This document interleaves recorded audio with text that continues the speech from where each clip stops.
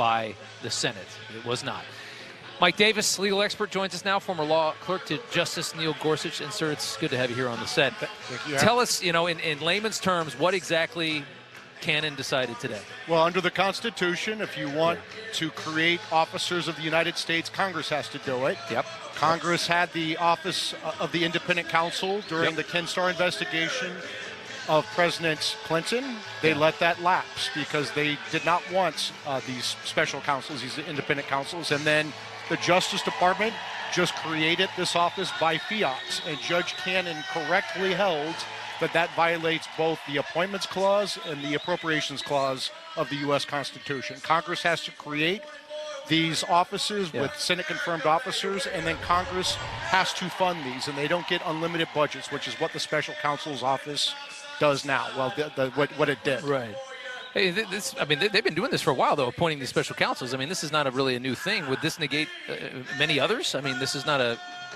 How would that work? Well, I think that the difference here is we have this Republic-ending lawfare and election interference. That's what's been unprecedented against President Trump. And it seems like President Biden and Attorney General Merrick Garland, they're getting smacked down quite a bit by the U.S. Supreme Court. So maybe they should come up with a different way to beat President Trump other than trying to throw him off the ballot and bankrupt him and everything else we've seen. Yeah.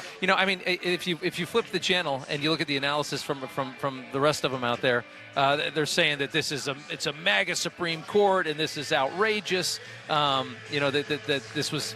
They don't see it the same way as you do. Why is it? Well, I would just say wait till President Trump is back in office on January 20, and he gets to replace justices, maybe Justice Sotomayor on the Supreme Court, and then their heads are really going to explode. Elections matter.